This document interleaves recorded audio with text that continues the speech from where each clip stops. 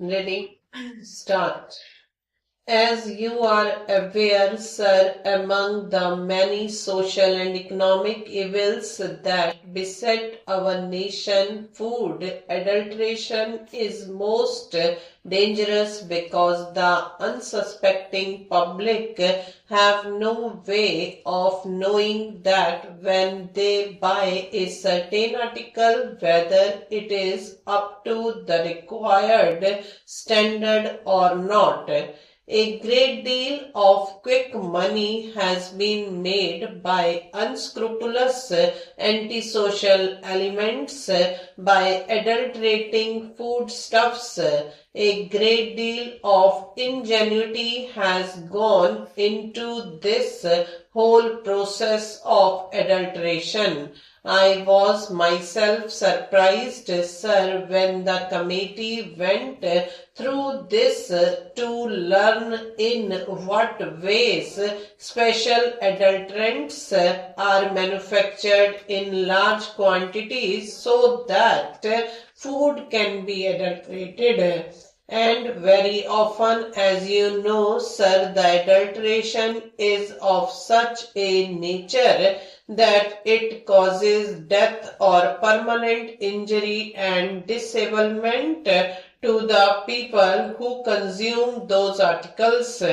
It is therefore an extremely serious matter, and there has been a demand from all sections of the public and in both houses that this entire Prevention of Food Adulteration Act should be amended, should be made more effective, and that there should be strong and effective action against these antisocial elements. For this purpose, sir, I introduced in this House an amendment to the Prevention of Food Adulteration Act 1954.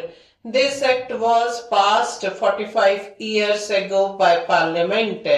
The experience of its administration, I must admit, sir, has not been very impressive so far, both because the Act itself had loopholes and also, I must admit, because our administrative machinery, particularly in the states, was not really as effective as it should be. Therefore, I introduced this amendment in the Rajya Sabha on August 12.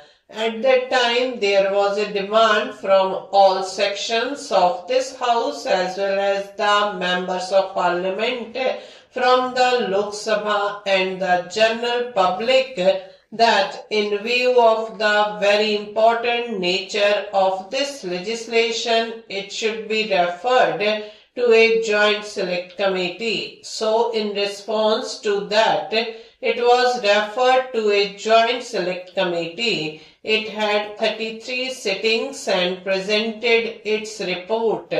It looked into almost 250 memoranda and discussed this matter for a considerable period of time, about a year. And I would like to express my gratitude particularly to my honorable friend for his wise and mature guidance of the work of the committee, from which we benefited very greatly and we took keen interest in the matter. The bill that has now emerged is definitely a great improvement upon the bill that we had originally introduced. Sir, the basic effort in this bill has been threefold. Firstly, to safeguard the interests of the consumers, because, as I said, it is the unsuspecting consumer, and particularly women and children and weaker sections of the society, who are the main victims of this evil. Secondly, it is to prevent undue harassment to the trader, whether it is the producer, the wholesaler, or the retailer. whereas we should certainly keep a very strict watch upon them. There should not be any cause for undue harassment.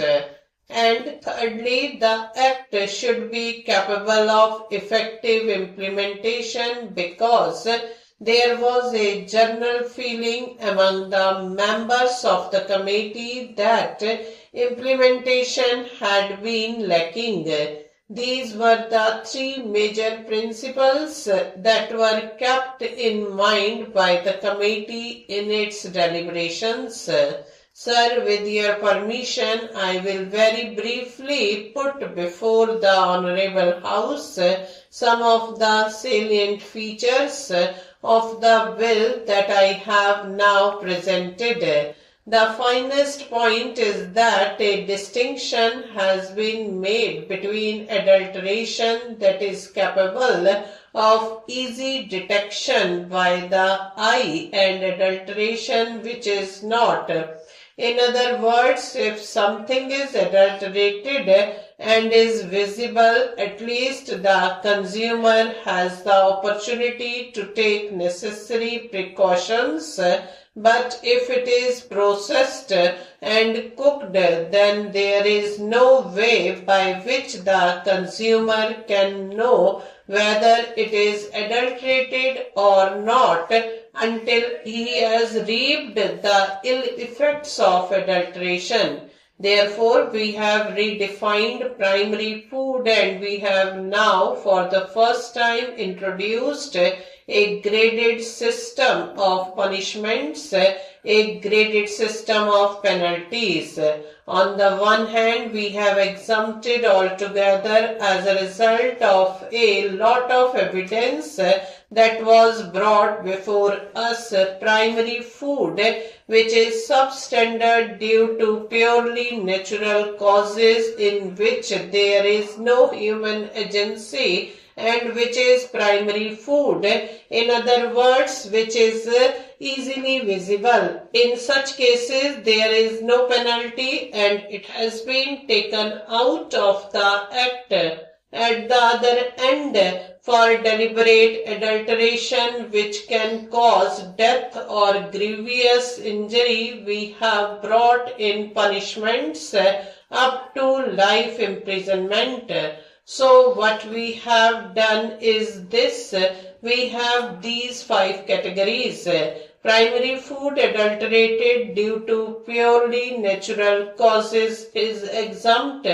Then there is injurious and non-injurious adulteration. Here we have got a graded system of penalties going up to life imprisonment so that deterrence is there and people realize that they cannot play with the lives of their fellow citizen. On the other hand, non-guilty people are brought within the mischief of the Act. Stop.